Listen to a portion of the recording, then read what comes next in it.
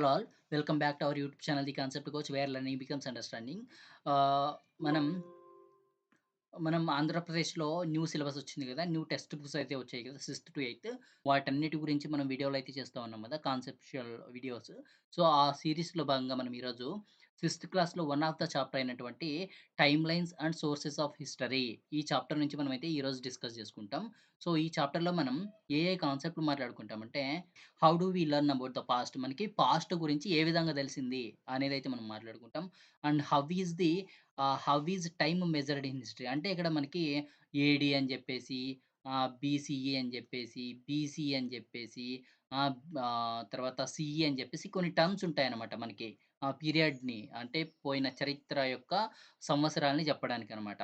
So, ఇవి అంటే ఏంటిదనేదైతే మనం మాట్లాడుకోవడం అయితే జరుగుతుంది. అండ్ సోర్సెస్ ఆఫ్ హిస్టరీ గురించి మాట్లాడతాం. And the beginning of human history అంటే మనిషి ఏ విధంగా స్టార్ట్ అయ్యాడో, ఆయన బిగినింగ్ ఏంటిదనేదైతే మనం మాట్లాడుకోవడం జరుగుతుంది. ఆ విధంగా ఫస్ట్ క్రాప్స్ ఎలా వచ్చాయి? ఫస్ట్ డొమెస్టికేషన్స్ ఎలా వచ్చాయనేదైతే మనం ఈ వీడియోలో మాట్లాడుకోవడం జరుగుతుంది. సో, మనం ఇక్కడ చూసుకుంటే history is an unending dialogue between the present and the past. Between the society of today and yesterday. We can fully understand the present only in the light of the past అని జెప్పేసి ఒక statement ఉంటది. ఆ quote given by E H Carr. And now late జేయకుండా మనం main టాపిక్‌లోకి వెళ్ళిపోదాం. ఇక్కడ చూసుకుంటే how do we learn about the past? Past గురించి మనకి ఏ విధంగా తెలుస్తది అనేది మాట్లాడుకుంటే, ఏ విధంగా తెలుస్తది? By exploration of the scientist. ఆ సైంటిస్ట్‌లెవరు? జియాలజిస్ట్‌లు, పాలియోంటాలిజిస్ట్‌లు, ఆంథ్రోపాలజిస్ట్‌లు, ఆర్కియాలజిస్ట్‌లు వీళ్ళందరూ మనకి ఎక్స్‌ప్లోర్ చేయడం వల్ల పాస్ట్‌ని మనకి ఆ పాస్ట్ గురించి తెలిసింది. సో, అక్కడ మనకి జియాలజిస్ట్ అంటే ఎవరు? Study of the physical features of the earth. మన భూమి యొక్క ఫిజికల్ ఫీచర్స్‌ని చదివే వాళ్ళని జియాలజిస్ట్ అంటాం. ఆ ఫిజికల్ ఫీచర్స్ ఏమైయుండొచ్చు? సాయిల్ కానీ, లేకుంటే రాక్స్ కానీ, plateaus, plains, mountains, hills, seas, oceans, rivers, lakes ప్రతి ఒక్కటి మన భూమి మీద ఉన్నటువంటి ప్రతి ఒక్క ఫీచర్‌ని స్టడీ చేసి వాళ్ళు మనకి ఆహ్, ఫ్ పాస్ట్ గురించి కొంత డీటెయిలింగ్ అయితే ఇస్తారనమాట. ఇప్పుడు పాతరాతి యుగం అని చెప్పి, మధ్యరాతి యుగం అని అవన్నీ ఎలా వస్తాయి? ఆ రాక్‌ని స్టడీ చేయడం వల్ల వస్తాయి. ఆ రాక్స్‌ని స్టడీ చేసేదెవరు? ఈ జియోలాజిస్ట్ అనమాట. Next coming to paleontologist. Paleontologist అంటే ఏంటిదంటే, study of the fossils. First of all మనకి ఫజైల్స్ అంటే ఏంటో తెలియాలి. ఫజైల్స్ అంటే మానవుల కళేబరాలు కానీ, జంతువుల కళేబరాలు కానీ, చెట్లు చెట్లు కళేబరాలు గాని, ఇవన్నీ ఒక మనకి రాతి రాళ్ళ లేయర్స్‌లో సాయిల్ రాక్ లేయర్స్‌లో ఉండిపోయి ఉంటాయన్నమాట చనిపోయినప్పుడు. ఆ ఎర్త్ అనేది అన్‌ఎండింగ్ ప్రాసెస్ గదా! ఎర్త్ క్రియేషన్ గాని, డిస్ట్రక్షన్ గాని అన్‌ఎండింగ్ ప్రాసెస్ అన్నమాట. సో, ఆ ఎర్త్ వాళ్ళు చనిపోయినప్పుడు ఆ ఎర్త్ మీద ఇంకో కొన్ని పొరలు రావడం, ఆ శిథిలాలు మాత్రం అట్లనే ఉండిపోవడం అలా జరిగింటుందంట. ఆ శిథిలాలని స్టడీ జేసి, ఇప్పుడు మనిషి అక్కడ ఒక ఫజైల్ దొరికింది మానవ కళేబరం. అప్పుడు వాళ్ళ టీత్ సైజ్ ఎంత, వాళ్ళు నోస్, వాళ్ళ మెదడు ఇవన్నీ ఆ స్ట్రక్చర్‌ని అంతా గ్యాదర్ జేసి, వాళ్ళ యొక్క డీటెయిలింగ్‌ని, వాళ్ళ యొక్క స్ట్రక్చర్‌ని ఇచ్చేదెవరంటే పాలియోంటాలజిస్ట్. నెక్స్ట్ మనం చూసుకుంటే ఆంథ్రోపాలజిస్ట్. ఈ ఆంథ్రోపాలజిస్ట్‌లెవరు? Study of human societies and cultures. అంటే మనకి పాస్ట్ పుట్టినప్పటి నుంచి మనిషి ఇప్పటి వరకు ఏ విధంగా ఎవాల్వ్ అయ్యొచ్చాడు in terms of culture, in terms of humanity, in terms of society, in terms of economy, in terms of political organisation ఇవన్నిటి గురించి స్టడీ చేసేది ఆంథ్రోపాలజిస్ట్. ఏ విధంగా స్టడీ చేస్తారు? ఆర్కాలజీ అని ఒక డిపార్ట్‌మెంట్ ఉంటది. దాంట్లో దొరికినటువంటి టూల్స్ గాని, వేరేవి ఏవన్నా సరే వాటి గురించి ఇప్పుడు మనకి కొన్ని ట్రైబల్ సొసైటీస్ ఉంటాయి గదా! ఆ ట్రైబల్ సొసైటీలో ఒక్కో ట్రైబల్ సొసైటీ ఒక్కో కల్చర్. మనం మనం గూడా చూసుకుంటే ఒక్కో కమ్యూనిటీ ఒక్కో కల్చర్‌ని ఫాలో అవుతా ఉంటదనమాట. ఆ కల్చర్ యొక్క ఇంపార్టెన్స్ ఏంటిది అని చాలా పార్టిసిపేటరీ అబ్జర్వేషన్ గాని, చాలా వాళ్ళని ఇంటర్వ్యూ చేయడం, ఆ ట్రైబల్ గురించి తెలుసుకోవడం, స్టడీ చేయడం, ఇవన్నీ చేసే డిపార్ట్‌మెంట్ ఏంటిదంటే ఆంథ్రోపాలజీ, ఆంథ్రోపాలజిస్ట్, సైంటిస్ట్‌లు ఇవన్నీ చేస్తారనమాట. దీనివల్ల గూడా మనకి పాస్ట్ నుంచి ఇప్పటి వరకు మనిషి ఏ విధంగా ఎవాల్వ్ అయ్యారు. ఫస్ట్ మనిషికి జస్ట్ ఫుడ్ ఒకటి దొరికితే చాలు గదా! ఇప్పుడు కల్చర్ అనేది చాలా ఒక పార్ట్ అయిపోయిందనమాట. ఫుడ్‌తో, షెల్టర్‌తో పాటు. అదంతా మనకు చెప్పేది anthropologist. And coming to archaeologist. Archaeologist అంటే ఏంటిది? Study of the past tools. Archaeologist అంటే ఏంటిది? Study of the past tools. Pots, beds, figurines, toys, bones and teeths of animal and human, burnt grains, parts of houses or bricks etcetera by digging the earth surface. అంటే మన భూమి ఏదైతే ఉందో, ఆ భూమి earth సర్ఫేస్‌ని త్రవ్వకాలు జరిపి, అక్కడ కొన్ని బోన్స్ స్టోర్ కొన్ని టూల్స్ కానీ, అంటే బోన్స్‌తో తయారు చేసినటువంటి టూల్స్ కానీ, ఆ తర్వాత మనకి వుడ్‌తో తయారు చేసినటువంటి టూల్స్ ఉంటాయి. ఎముకలతో తయారు చేసినటువంటి టూల్స్, రాళ్ళతో తయారు చేసినటువంటి టూల్స్, అక్కడ ఉన్నటువంటి పోట్రీ, ఆ పోట్రీ ఎక్కడ అది ఆర్టిస్టియన్స్ పద్ధతుల్ని తెలియజేస్తది గదా! హస్త కళాకారులని జెప్తాం గదా! హ్మ్. వాటిని గురించి వాళ్ళ కల్చరు, వాళ్ళ ఎకనామిక్ స్టేటస్ ఏంటి ఇవన్నీ మనం కనుక్కోవచ్చు. బై ది ఆర్కియాలజిస్ట్ అనమాట. నెక్స్ట్ మనం చూసుకుంటే how is time measured in history. మనం చూసాం గదా! టైమ్‌ని ఏ విధంగా మెజర్ చేస్తామని జెప్పేసి చెప్పాలనమాట. ఇక్కడ చూసుకుంటే గ్రెగరో గ్రెగోరియో అక్కడ మనకి గ్రెగోరియన్ క్యాలెండర్ అని ఒకటుంటదనమాట. ఈ గ్రెగోరియన్ క్యాలెండరే మనం వరల్డ్ వైస్ యూజ్ చేస్తున్నాం. మనకి 12 మంత్స్ ఉంటాయి గదా! ఆ 12 మంత్స్‌లో ఒక మంత్ 30 డేస్, ఇంకో మంత్ 31 డేస్, ఇంకా ఫిబ్రవరిలో 28 డేస్ ఉంటాయి. తర్వాత మనకి ఒక ఇయర్‌లో మాత్రం లీప్ ఇయర్‌లో మాత్రం 29 డేస్ ఉంటాయి. ఈ పద్ధతులన్నీ ఈ ఈ ఇదంతా మనకి గ్రెగోరియన్ క్యాలెండర్‌లో కనిపిస్తా ఉంటదనమాట. ఈ గ్రెగోరియన్ క్యాలెండరే మనం ఇప్పుడైతే ప్రెజెంట్ యూజ్ చేస్తున్నాం. ఇక్కడ మనకి ఏడీ ఉంది గదా! ఏడీ అంటే ఏంటిదంటే జీసస్ క్రీస్తు ఉంటారు గదా! ఆయన జన్మించిన తర్వాత వచ్చే సంవత్సరాలన్నీ మనం ఏడీతో డినోట్ చేస్తామనమాట. ఏడీ 1500 అంటే ఈ ఏడీలో కాలం ఎట్లా ఉంటదంటే 1 నుంచి స్టార్ట్ అయ్యి ముందుకెళ్తా ఉంటది. 1, 2, 3, 200 ఇయర్, 300 ఇయర్, 1000 ఇయర్, 2000 ఇయర్ ఈ విధంగా మనకి ముందుకెళ్తా ఉంటదనమాట. సో, ఈ ఏడీని మనం సీఈ అని గూడా రాయొచ్చు. సీఈ అంటే కామన్ ఎరా. ఈ కామన్ ఎరా అని గూడా రాస్తాం. ఏడీ ప్లస్‌లో సీఈ అన్నా, ఏడీ అన్నా ఒకటే. బీసీ అంటే బిఫోర్ క్రీస్ట్. అంటే క్రీస్తు జన్మించక ముందు ఉన్నటువంటి ఇయర్స్ అన్నీ మనం బీసీతో డినోట్ జేస్తాం. ఈ బీసీని ఇంకో నేమ్ ఏమంటే బీసీఈ బిఫోర్ కామన్ ఎరా అని గూడా అంటామనమాట. ఓకేనా? మనకిప్పుడు దీనికి ఏడీ, సీఈ, బీసీ అంటే మనకి తెలిసింది గదా! సో, ఈ ఏడీ, సీఈ ఆర్ బీసీ, బీసీఈ ఇవన్నీ ఓకే గదా!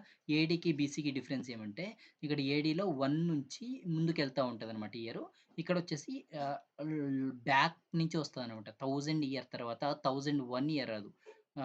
999 ఇయర్ వస్తది. ఈ విధంగా బ్యాక్‌వార్డ్ వచ్చేది ఈ బీసీఈలో. ఈ ఏడీసీఈలో మనకి ఫార్వర్డ్ మనకు నంబర్ సిస్టమ్ ఏ విధంగా ఉందో నేచురల్ నంబర్ సిస్టమ్ ఫార్వర్డ్‌కి ఆ విధంగా వస్తా ఉంటదనమాట. ఓకేనా? నెక్స్ట్ మనం how is time measured in history. హిస్టరీలో సెంచరీస్, మిలీనియమ్స్ అని వింటా ఉంటాం. ఎక్కువగా మనం ఈ సెంచరీస్ వింటా ఉంటాం. సెంచరీ అంటే పీరియడ్ ఆఫ్ 100 ఇయర్స్ అండి. Period of 100 years. ఒక 100 ఇయర్స్ మధ్య కాలాన్ని చెప్పేదే ఒక సెంచరీ అన్నమాట. ఇప్పుడు మనం 21st సెంచరీలో ఉన్నాం. 21st సెంచరీ అంటే ఏంటిదంటే 2001 ఇయర్ నుంచి 21st సెంచరీ. 21st సెంచరీ ఏమంటే 2001 ఇయర్ నుంచి 2100 ఇయర్ వరకు ఉన్న ఈ ఇయర్స్ ఏమైతే ఉంటాయో అవన్నీ 21st సెంచరీకి 21 ఇంటూ 100 21st సెంచరీ గదా! ఇక్కడి నుంచి 100 ఇయర్స్ బ్యాక్ 2001 నుంచి 2100 వరకు ఉంటే దీన్ని 21st సెంచరీ అంటాం. అట్లా కాకుండా 1901 నుంచి 2000 దాకా ఉంటే అది 20థ్ సెంచరీ అవుతుంది. నెక్స్ట్ మిలీనియం అంటే ఇదొచ్చేసి మనకి 100 ఇయర్స్ కదా సెంచరీ. మిలీనియం అంటే 1000 ఇయర్స్. 1000 ఇయర్స్ అనమాట. ఇప్పుడు మనం చూసుకుంటే 1 నుంచి 1000 వరకు ఉండేదేమో ఫస్ట్ మిలీనియం. ఇప్పుడు మనం 1000 నుంచి 2000 వరకు ఉన్నది సెకండ్ మిలీనియం. 2000 నుంచి 3000 ఇయర్ వరకు ఉన్నవన్నీ మనకి థర్డ్ మిలీనియం. సో, మనం ఇప్పుడు థర్డ్ మిలీనియంలో ఉన్నామనమాట. ఇప్పుడు మనకి సెంచరీలో ఏడీలో చూసుకుంటే 100 ఇయర్స్ ప్రీవియస్ కదా! ముందుకెళ్తా ఉంది గదా! బట్ బీసీఈలో ఏమవుతుందంటే రివర్స్ అనమాట. బీసీఈలో ఇది 21st సెంచరీ ఇది 2000 నుంచి 2100 వరకు మనకి 21st సెంచరీ సీఈ అని జెప్తాం. కామన్ ఎరా లేకుంటే ఏడీ అని జెప్తాం. 21st సెంచరీ బీసీఈ అంటే మాత్రం మనకి ఎక్కడొస్తదంటే 21,000 నుంచి 21,000 నుంచి 2000 వరకు బ్యాక్‌కెళ్తదనమాట. ఇక్కడి నుంచి ఇక్కడికెళ్తదనమాట. ఇప్పుడేమో 2000 నుంచి 2001కొచ్చాం గదా! 2000 నుంచి 2001కి ఇక్కడ 2100 నుంచి 2000కి ఎళ్తామనమాట. 2001కెళ్తాం. ఇది 21st సెంచరీ బీసీఈ అనమాట. సో, మిలీనియం గూడా అంతే బ్యాకెళ్ళి చెప్తే మనం అది బీసీ అయిపోతుంది. బీసీఆర్ అయిపోతుంది. నెక్స్ట్ చూసుకుంటే మనకి సోర్సెస్ ఆఫ్ హిస్టరీ. మనకి ఈ హిస్టరీ గురించి తెలుసుకోవడానికి సోర్సెస్ ఇందాక మనం ఎట్లా తెలుస్తది అంటే జియోలజిస్టు, పాలియోంటాలజిస్టు, ఆంథ్రోపాలజిస్టు, ఆర్కియాలజిస్ట్ అని చెప్పాం. స్టడీస్ చేసేది. ఇట్లా సోర్సెస్ ఏమంటే ఇక్కడ చూడండి. సోర్సెస్ మెయిన్‌గా 4 టైప్స్ ఉంటాయి. ఒకటేమో oral sources, next literacy sources, ah, next artistic artistic artistic sources. Next fourth one is archaeological sources అనేసి ఉంటాయన్నమాట. ఓవరాల్ సోర్సెస్ చూసుకుంటే, ఓవరాల్ సోర్సెస్ వచ్చేసి జియోనాలాజికల్ అండ్ ఫోల్క్‌లర్ అంటే ఇప్పుడు ఫోక్‌లర్ అంటే ఇప్పుడు జియోనాలాజికల్ అంటే మన యాన్సెస్టర్స్ నుంచి చెప్తా ఉంటారు గదా!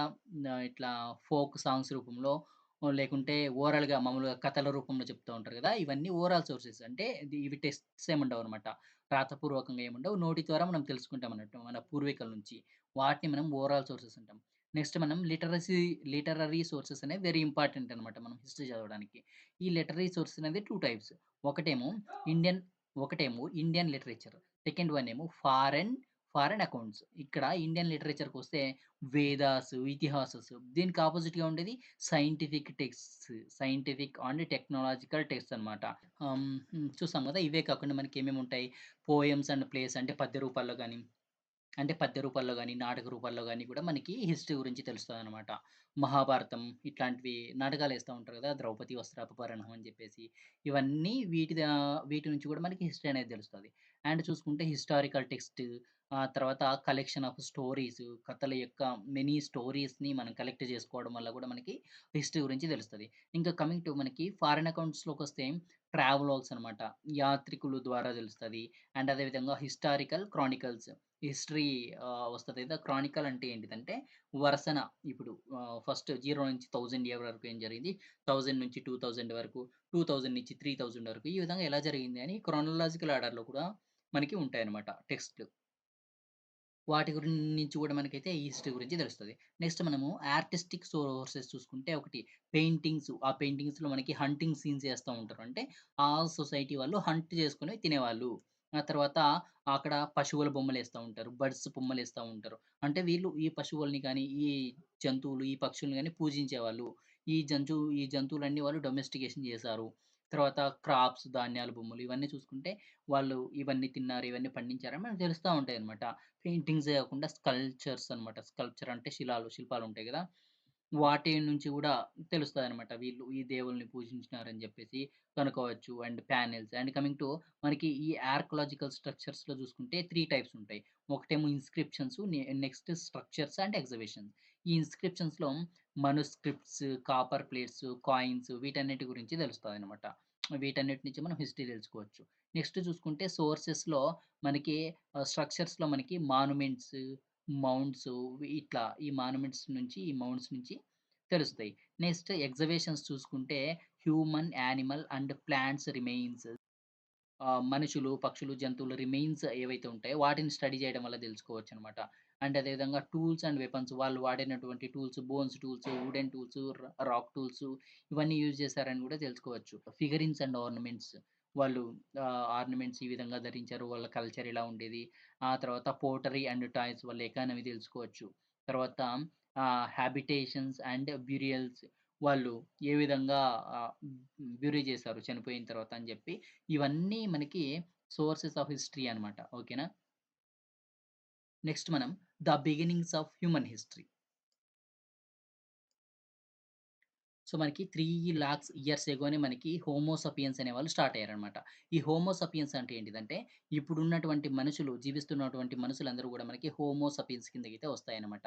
ఓకేనా? నెక్స్ట్ ఇక్కడ హంటర్ గ్యాదరర్స్ వీళ్ళు ఫస్ట్ ఏ విధంగా ఉండేవాళ్ళు? ఏ విధంగా తినేవాళ్ళంటే హంటింగ్ నుంచి అండ్ గ్యాదరింగ్ నుంచి గూడా. అంటే ఏవైనా పండ్లు గాని, ఫలాలు గాని ఇవన్నీ సేకరించుకునేవాళ్ళనమాట. రూట్స్ కానీ ఇట్లా ఇప్పుడు ఉంటాయి గదా! అవన్నీ వాటినన్నిటిని నుంచి వీళ్ళు ఫుడ్‌నయితే తీసుకొచ్చేవాళ్ళనమాట. సో, ఆ విధంగా మనకి హంటర్ గ్యాదరర్స్ అయితే ఆహ్, హంటర్ యా హంటర్ గ్యాదరర్స్‌గా ఎవాల్వ్ అయ్యారు. నెక్స్ట్ చూసుకుంటే వీళ్ళకి కావాల్సింది ఫుడ్డు, షెల్టర్. అంటే వీళ్ళు ఎక్కడ జీవించేవాళ్ళు ఫస్టు రాతి గృహాల్లో జీవించేవాళ్ళు. ఓకేనా. ఫుడ్ అంటే మనకి ఇందాకనే చెప్పుకున్నాం. హంటింగ్ నుంచి, గ్యాదరింగ్ నుంచి ఫుడ్ సేకరించుకునేవాళ్ళు. షెల్టర్ వచ్చేసి వీళ్ళు నోమాడ్స్ అనమాట. అంటే ఆహ్, ఫుడ్ కోసం ఫుడ్ ఒకే చోట నివసించేవాళ్ళు కాదు. ఫుడ్ కోసం వెళ్ళిపోతా ఉండేవాళ్ళనమాట. సో, వెళ్ళిపోతా కొన్ని నెలలుగా అట్లా షెల్టర్‌లో ఉండేవాళ్ళనమాట. రాతి గుహలు ఇట్లాంటి వాటి కింద. Next belief on natural elements. Natural elements మీద వాళ్ళకి బిలీఫ్ ఉండేది. అంటే ఇప్పుడు ఆహ్, హ్మ్, వీళ్ళు నేచర్‌ని వర్షిప్ జేసేవారనమాట. ఎయిర్‌ని వర్షిప్ జేసేవారు. ఫైర్‌ని వర్షిప్ జేసేవారు. ఆ! ఇవన్నిటిని వీళ్ళు తర్వాత బర్డ్స్‌ని, పశువులని వీటన్నిటిని వీళ్ళు వర్షిప్ జేసేవాళ్ళనమాట. బిలీఫ్ ఆన్ న్యాచురల్ ఎలిమెంట్స్ ఉండేది వీళ్ళకి. నెక్స్ట్ ఫైర్ కనుక్కున్నారు. ఈ ఫైర్ వల్ల మనకి వీళ్ళకి ఫుడ్, ఫుడ్ తినడం నమలడం ఈజీ అయిపోయిందనమాట. పచ్చి మాంసం తినే కంటే కాల్చుకొని తినడం బెస్ట్ అనుకున్నారు. సో, దానివల్ల వాళ్ళు ఒకే చోట జీవించడానికి కూడా ఫైర్ అనేది ఎంతగానో ఉపయోగపడిందనమాట. ఈ ఫైర్ రావడం వల్ల ఆ పచ్చి మాంసాన్ని తీసుకొచ్చి ఒక చోటుకి తీసుకొచ్చేవాళ్ళు. ఆ ఒక చోటు ఏంది షెల్టర్. ఆ షెల్టర్స్ ఏంది రాతి గుహలు. సో, ఈ విధంగా కమ్యూనిటీ అనేది ఫార్మ్ అయిందనమాట. అక్కడ వాళ్ళు కాల్చుకొని అక్కడ స్టే చేసి తినేసేవాళ్ళనమాట. హ్మ్. తర్వాత అక్కడ మార్ఫోలాజికల్ అవన్నీ మనం ఫ్యూచర్‌లో మాట్లాడుకుందాం. ఆ మార్ఫోలాజికల్ చేంజెస్ కూడా వచ్చాయన్నమాట ఈ ఫైర్ నుంచి. నెక్స్ట్ చూసుకుంటే టూల్స్. వీళ్ళు వేటకి ఉపయోగించినటువంటి టూల్స్ ఏంటిది? బోన్ టూల్స్ గానీ, తర్వాత స్టోన్ టూల్స్ గానీ, ఈ విధంగా వాళ్ళు ఉపయోగించుకున్నారనమాట. ఓకేనా? Next coming to the first crop. ఇక్కడ ఐస్ ఏజ్ అనేది 1,00,000 నుంచి 12,000 ఇయర్స్ ఎగో మనకి ఐస్ ఏజ్ అనేది ఉందనమాట. డొమెస్టికేషన్. ఇక్కడ డొమెస్టికేషన్ వాళ్ళు చేసేవాళ్ళు. ఏంది? ఇప్పుడు ఫస్ట్ ఫార్మింగ్ జేయడం స్టార్ట్ చేశారు గదా! అంటే వీళ్ళు ఫస్ట్ నోమాడ్స్ గదా! ఈ నోమాడ్స్ నుంచి వాళ్ళు ఆహ్, హ్మ్, ఇట్లా ఒక చోటు నుంచి ఒక చోటుకెళ్ళిపోయేవాళ్ళు గదా! ఆ వెళ్ళే ప్రాసెస్‌లో వీళ్ళు సీడ్స్ నుంచి చెట్లు రావడం గమనించారనమాట. సో, మనం గూడా ఈ చెట్లు ఏయొచ్చు గదా! అని జెప్పేసి క్రాపింగ్ స్టార్ట్ జేశారు. ఆ క్రాపింగ్‌కి జంతువులు అట్రాక్ట్ అయ్యాయన్నమాట. ఈ జింకలుగా ఇవి జంతువులు అట్రాక్ట్ అయ్యాయన్నమాట. పశువులు, గొర్రెలు, మేకలు. సో, వాటిని ఈళ్ళు పెంచుకోవడం మచ్చిక చేసుకొని పెంచుకోవడం స్టార్ట్ చేశారనమాట. దానివల్ల వాళ్ళకి మిల్క్ గాని, మీట్ గాని వచ్చేవి. వూలు ఇట్లాంటివన్నీ వాళ్ళకొచ్చేది. సో, ఈ డొమెస్టికేషన్ స్టార్ట్ అయింది. ఫార్మింగ్ నుంచి డొమెస్టికేషన్ స్టార్ట్ అయింది. తర్వాత లివింగ్ నియర్ రివర్స్. అంటే నోమాడ్స్ నుంచి ఒక చోటు నుంచి ఒక చోటుకెళ్ళేవాళ్ళు రివర్స్ దగ్గర లీవ్ ఒకే చోట నివసించడం స్టార్ట్ చేశారు. ఈ రివర్స్ దగ్గర ఎందుకంటే వాళ్ళకి ఫుడ్డు, వాళ్ళకి తాగడానికి వాటర్ గావాలి. జంతువులకి వాటర్ గావాలి. ఆ పంటలకి వాటర్ గావాలి. ఇవన్నీ రివర్స్ దగ్గరే ఉంటాయి గదా! సో, ఇట్లా ఒకే చోట నివసించడం స్టార్ట్ చేశారు. సో, ఒకే చోట నివసించడం వల్ల కమ్యూనిటీస్ ఫార్మ్ అయ్యాయి. దాని నుంచి కాంప్లెక్స్ కమ్యూనిటీ అనేది ఎవాల్వ్ అయింది. సో, ఈ కమ్యూనిటీని కంట్రోల్ జేయడానికి ఒకరిని నియమించుకోవాల్సొచ్చింది. వాళ్ళని చీఫ్‌టైన్స్ అన్నారనమాట.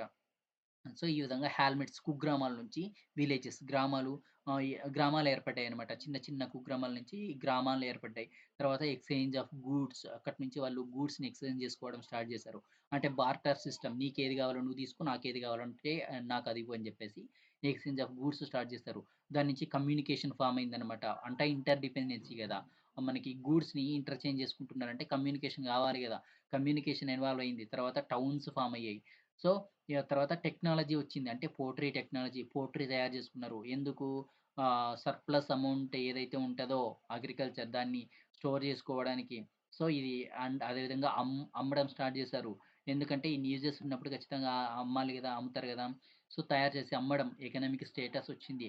Use of metals, ornaments, beds ఇవన్నీ గూడా ఇక్కడ ఎవాల్వ్ అవ్వడం అయితే జరిగింది. ఈ విధంగా ఫస్ట్ మనిషి జీవించడం నోమాడ్స్ నుంచి ఒకే చోట జీవించడానికైతే స్టార్ట్ అయ్యాడు. ఇక్కడి నుంచే మనకి విలేజెసు, టౌన్స్ ఇవన్నీ ఫార్మ్ అవ్వడం అయితే జరిగిందనమాట. ఇక్కడి వరకు మీకు అర్థమైంది అనుకుంటున్నాను. ఈ కంటెంట్ మీకు అర్థమైతే ఖచ్చితంగా ఒక ఒక లైక్ అయితే చేయండి. ఏమైనా డౌట్ ఉంటే ఖచ్చితంగా కామెంట్ చేయండి. నేను ప్రతి కామెంట్‌కి రిప్లై ఇస్తాను.